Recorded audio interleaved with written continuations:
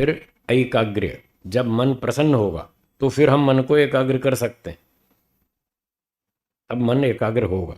अगर मन में खिन्नता हो, कंटाला गुजराती में क्या बोलते हैं, कंटाला, जब कंटाला आता हो फिर आपका मन एकाग्र नहीं हो सकता। मन शुद्ध होना चाहिए, शांत होना चाहिए, प्रसन्न होना चाहिए, तब हम उसको एकाग्र कर सकते हैं। तो व्यक्ति फिर मन को एकाग्र कर लेगा, ईश्वर में ध्यान लगाएगा, अच्छी तरह मन टिकेगा। और जब मन एकाग्र हो जाएगा, आत्मा के कंट्रोल में आ जाएगा, तो एक लाभ क्या होगा, इंद्रिय जय। तो इंद्रियों पर विजय प्राप्त हो जाएगी। मन मन अगर कंट्रोल में आ गया तो सारी इंद्रियां कंट्रोल में आ जाएंगी। पांचों इंद्रियां, आंख, नाक, कान, रसना, त्वचा, सारी इंद्रियां कंट्रोल में आ जाएंगी। व्यक्ति उन इंद्रियों को जीत लेगा। तो ये प्रत्याहार का फल बताया था।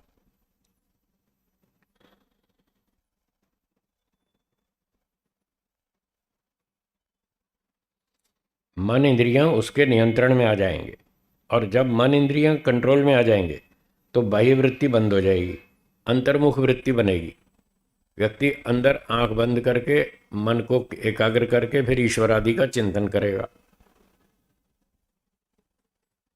और इससे क्या होगा, आत्मदर्शन योग्यत्वानि च, सूत्र में लिखा है अंत में, इससे आत्मा परमात्मा को देखने की, समझने की, अनुभव करने की क्षमता बढ़ेगी। ये लाभ होगा। इसलिए बाह्य शुद्धि और आंतरिक शुद्धि दोनों तरह की शुद्धि करनी चाहिए।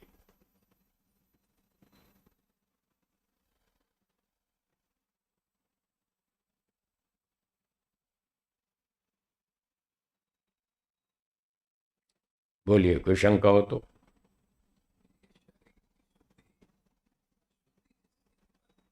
हम्म। नहीं करेगा। शादी नहीं करेगा वो। जो शादी करता है मतलब उसके दिमाग में यह है कि ये शरीर शुद्ध है, ये शुद्ध मानकर ही विवाह करता है। अगर पहले ही समझ में आ जाए शरीर अशुद्ध है, वो शादी करेगा ही नहीं, उसकी इच्छा खत्म हो जाएगी।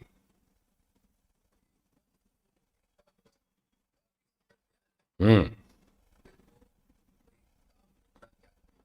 काम धंधा ये करेगा कि खाने के लिए उसको पैसा, रोटी चाहिए, पर रोटी मुफ्त में मिलती नहीं, तो वो काम भी करेगा।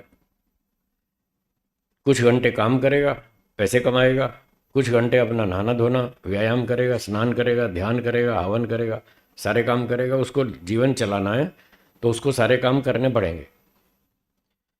जब तक उसको संसार में अभी राग है, आसक्ति है, कुछ पैसा, खाना पीना, दुनिया की मौज मस्ती चाहिए, तब तक वो धंधा व्यापार नौकरी करेगा और इस सब मौज शौक पूरा करने के लिए पैसे कमाएगा। और अगर उसको इतना स्तर बन गया कि ये दाल रोटी सिर्फ जीने के लिए चाहिए, ज़्यादा मौज शौक की आवश्यकता नहीं है, क्योंकि यहाँ एक सुख मिलता है, चार दुख मिलते हैं। अगर ये समझ में आ जाएगा तो धंधा करेगा ही नहीं, व्यापार नौकरी छोड़ दे, बंद कर दे। फिर वो अपना पढ़ाई लिखाई करेगा। जब वो ब्रह्मचारी बन के पढ़ाई लिखाई करेगा तो उसको गुरुकुल वाले खाना पीना दे देंगे। ब्रह्मचारी हो गया तो फ्री में मिलता है उसको गुरुकुल में, तो खाने की टेंशन नहीं है। जो दाल रोटी चाहिए वो मिल जाएगी। और जब पढ़ लिख के विद्वान हो जाएगा, फिर वो पढ़ाने लगेगा, समाज सेवा शुरू करेगा, तो वहाँ से रोटी मिल जाएगी। फिर उसको धंधा करने की ज़रूरत ही नहीं है। मैंने धंधा छोड़ दिया, 42 साल हो गए, खूब मज़े से जी रहा हूँ। जब मुझे समझ में आया कि धंधा करने में कोई फ़ायदा नहीं है, दो रोटी चाहिए, वो ब्रह्मचारी बन जाऊंगा तो गुरुकुल में रोटी मिल जाएगी, तो मुझे गुरुकुल से रोटी मिलने लग गई, तो मैंने धंधा छोड़ दिया, सब बंद कर दिया। और फिर तब से जब तक ब्रह्मचारी रहा, पढ़ता रहा, तो तब तक खाना पीना मिलता रहा। जब पढ़ाने लग गया तो लोगों ने देना शुरू कर दिया। कोई समस्या नहीं है, खूब मज़े से जी रहा हूँ। आप जानते हैं मुझे। कोई कमी नहीं।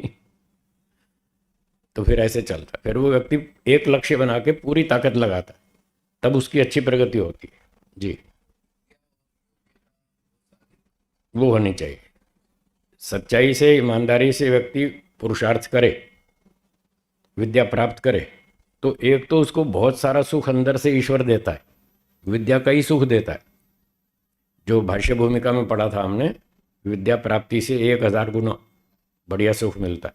संसार के उत्तम उत्तम पदार्थों की प्राप्ति से जो सुख मिलता है उससे 1000 गुना तो विद्या से ही मिल जाता है। उत्तम पदार्थ, बढ़िया बढ़िया खाना पीना, बंगले, मोटर गाड़ी, हवाई जहाज की सैर, सब सब आ गया इसमें। इन सारी चीजों से जितना सुख मिलता है उससे 1000 गुना ऊंचा आनंद तो उसको विद्या से मिलता है। तो फिर उसको अब संसार के सुख की जरूरत ही कहाँ रही? 1000 गुना सुख तो पहले ही मिल गया उसको। तो इसलिए उसको बाह्य सुख की आवश्यकता ही नहीं रहती। वो अंदर से जो ईश्वर सुख देता है विद्या का, वो उस सुख पर मजे से जी रहा है।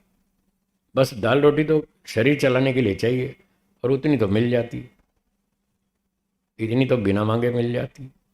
इसलिए मैं मांगता नहीं, मुझे बिना मांगे मिल जाती है। वो उल्टा इतनी मिल जाती है, मैं बांटता रहता हूँ। फालतू मिल जाती है तो मैं और बांट देता हूँ, भाई मुझे क्या करनी।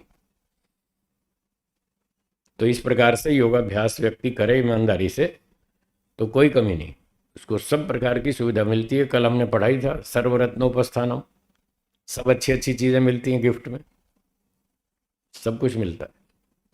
कपड़े मिलते हैं घड़ियाँ मिलती हैं, फ़ोन भी मिलता है आजकल, फ़ोन भी हमको गिफ्ट में मिलता है। बताओ खर्चा क्या है? कुछ भी नहीं, सब मिल जाता है, कोई दिक्कत नहीं। भोजन भी मिलता है, पैसे भी मिलते हैं, सब कुछ मिलता है, और फालतू हो जाता है हम बांट देते हैं, तो उसका भी एक पुण्य कर्म भी जमा होता है और आनंद भी रहता है। इसलिए इस मार्ग में कोई कोई समस्या है ही नहीं। हाँ, कोई समस्या नहीं है, सबका समाधान है यहाँ, सारी समस्याओं का समाधान है यहाँ इस रास्ते में, कोई टेंशन नहीं। हाँ जी, ठीक है, चलें आगे। तो ये बात हो गई हमारी शौच की। दूसरा लाभ, शौच का दूसरा लाभ ये हुआ, मन की शुद्धि हो गई, मन प्रसन्न हो गया, मन एकाग्र हो गया, इंद्रियों पर विजय हो गई, आत्मा परमात्मा को देखने की योग्यता बढ़ गई। तो इस प्रकार से व्यक्ति आगे योग में प्रगति करता जाता है। अच्छा, अब अगला सूत्र देखिए 42। शौच के बाद दूसरा नियम है संतोष। संतोष का फल बताते हैं। संतोषाद अनुत्तम सुख लाभ। ये तो जरूर करना चाहिए, सबको करना चाहिए। इस सूत्र में बता रहे हैं संतोष का पालन करने से, संतोषात, संतोष का पालन करने से, अनुत्तम, अनुत्तम शब्द जो है संस्कृत भाषा में ये समस्त पद है, और इस समास के दो अर्थ हो सकते हैं, प्रसंगानुसार दो अर्थ हो सकते हैं। एक अर्थ तो ये बनेगा न उत्तमः अस्ति यस्मात्, जिससे बढ़कर और कोई उत्तम न हो, सर्वोत्तम। अनुत्तम का अर्थ है न उत्तमः अस्ति यस्मात्, अर्थात सर्वोत्तम, सबसे ऊंचा। एक तो ये अर्थ बनेगा। और एक अनुत्तम में नैन तत्पुरुष करेंगे, दूसरा अर्थ करेंगे तो अनुत्तम न उत्तम, जो उत्तम नहीं है, सबसे घटिया। ये भी अर्थ बनता है इसका। हाँ, और वो भी बनता है सबसे उत्तम और एक सबसे घटिया, दोनों अर्थ बनते हैं। ये संस्कृत में कलाकारी है, समास का अलग ढंग से विग्रह करो तो फिर अर्थ बदल जाएगा। एक अनुत्तम का अर्थ है सबसे उत्तम, और दूसरा अर्थ है सबसे घटिया। तो यहां अर्थ लगेगा सबसे उत्तम, सर्वोत्तम। संतोष का पालन करने से सबसे उत्तम सुख की प्राप्ति होती है, ये इसका अर्थ हुआ। सर्वोत्तम सुख लाभ, लाभ प्राप्ति, सबसे उत्तम सुख की प्राप्ति होती है जो संतोष का पालन करता है। संतोष क्या था? मेहनत पूरी करो और जितना फल मिले उतने में खुश रहो, शिकायत नहीं करनी। क्या बोला? शिकायत नहीं करनी कि साहब बहुत थोड़ा मिला, बहुत कम मिला, इतना भी नहीं दिया, ये शिकायत नहीं आनी चाहिए। मन में व्यक्ति क्या सोचे, जो मिला बहुत अच्छा है, बहुत बढ़िया, बहुत मिला, जितना मिला बहुत मिला, ये सोचो, इसका नाम है